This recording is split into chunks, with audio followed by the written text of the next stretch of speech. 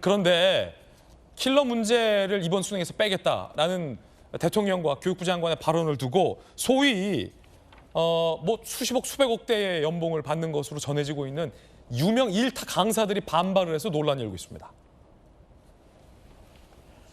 A 수학 강사, 애들만 불쌍하지.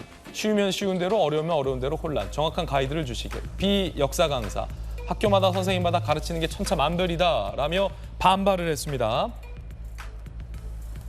그런데 이 반발하신 일타 강사분들이 수백억 연봉을 받는 것으로 전해지고 있습니다. SNS를 통해 호화로운 생활을 공개했던 바도 있고요. 강남 A학원에서는 이 킬러 문제 대비용 문제집을 100만 원에 아이들에게 팔기도 했었습니다. 결국 이 일타 강사들의 호화 생활의 근저에는 이 킬러 문제가 있었다라는 지적이 오늘 몇몇 조간 신문들에서 제기되고 있습니다. 논란이 되자 B 역사 강사는 본인의 SNS를 비공개로 전환했습니다. 김수영 교수님, 사실은 킬러 문제를 내지 않고도 과거 수능이나 과거 학력고사 때는 시험의 변별력을 충분히 변별력을 높일 수 있었거든요. 그런데 지금 일타 강사들이 이 킬러 문제를 출제하지 않겠다는 것에 반발하고 있는 이유, 자, 어떻게 보십니까? 예전에 학력고사 시대에는 그렇게 시험이 다 쉬워가지고 전부 다 서울대 갔나요? 그렇지 않거든요. 어렵기도 하고 변별력이 얼마든지 줄 수 있었고 어쨌든 교과서 내에서 출제되기 때문에 아무리 사교육을 뭐 받든 안 받든 그 교과서를 충실히 열심히 공부한 사람들은 어느 정도의 점수를 올릴 수 있었던 게 과거의 이제 시스템인데 수능으로 바뀐 이유가 뭐냐면 이제 사고력을 평가하겠다라는 거거든요. 암기력이 아니라. 근데 사고력을 평가하는 거는 공평할 것 같은가요? 사고력이 훨씬 불공평해요. 왜냐하면 사고력은 당장 잠깐 암기한다고 해서 길러지지 않아요. 어렸을 때부터 길러져야 되는 게 사고력이거든요. 그렇기 때문에 지금 초등학생들이 그렇게 국어학원 다니고 논술학원을 왜 다니겠어요? 얘네들 5학년 때부터 벌써 서울의대반, 뭐 연대의대반 있다는 게 다 뭐겠어요? 그 나이 때부터 사교육이 들어가서 나중에 킬러 모양들을 풀 수 있을 만큼의 사고력을 수년에 걸쳐서 학습해야만 그 문제를 풀 수 있는 거거든요. 그렇기 때문에 지금 사교육 시장이 엄청나게 떼돈을 벌고 있는 거예요. 만약에 고등학교 때, 중학교 때 성실하게 그냥 교과서만 열심히 공부해가지고 시험을 치를 수 있는 시스템이라면 이렇게 사교육 시장이 커지지 않았을 거예요. 그놈의 사고력을 평가한다는 좋은 명분 아래 그 사고력을 아주 어렸을 때부터 문화자본을 쌓아가는 거거든요.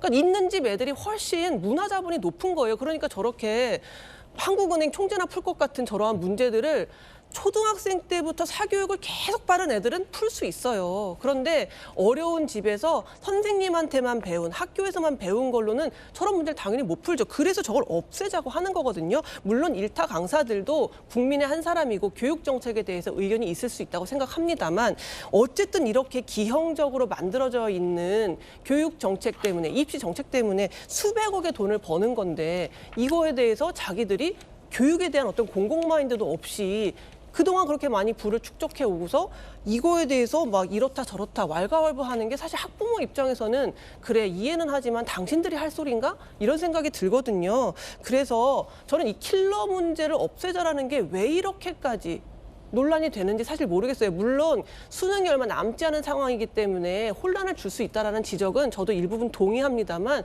궁극적으로 이렇게 무시무시한 문제를 내서 사교육받지 않은 사람, 특히 어렸을 때부터 사교육받지 않은 애들은 풀 수조차 없는 이런 문제를 없애자는 거에 대해서 저는 전적으로 공감하는 편입니다. 자, 야당에서는 이 문제 어떻게 보십니까? 네, 지금 말씀드리는 거를 뭐 지적들이 다 일리 타당성이 있을 수 있습니다. 근데 하지만 이번 문제의 본질은 그 전에 제가 뭐 사적인 얘기는 합니다만 제 아이도 뭐 지금 대학교 2학년짜리 있기 때문에 제가 물어봤습니다. 어제 킬러 문항이 빠지면 어떻게 될 것 같아? 그랬더니 이 친구들은 지금 뭐 여대생인데 한참 바쁘기 때문에 지금 뉴스를 팔로우를 하지 않은 상태였어요. 그랬더니 킬러 문항을 빼? 아 그러면 정시로 대학도 애들 못 갈 텐데 수시 시장이 난리가 나겠군. 바로 그랬어요. 자소서 이제 사교육 그쪽으로 다 몰리겠네. 이게 아마 학부모들과 학생들의 혼란일 겁니다. 제가 말씀드린 건 야당을 떠나서 저도 이제 뭐 아이를 키운 입장이기도 하고 보면은 대통령께서 역대 어느 누구도 하지 않았던 수능이 5개월도 안 남은 상태에서 수능의 난이도와 출제 방향을 언급하셨다는 문제입니다. 이 문제가 아주 심각한 거예요. 이 공교육을 강화하고 사교육비를 절감하겠다. 사교육 시장을 줄이겠다. 이거 반대할 국민이 어디 있겠습니까?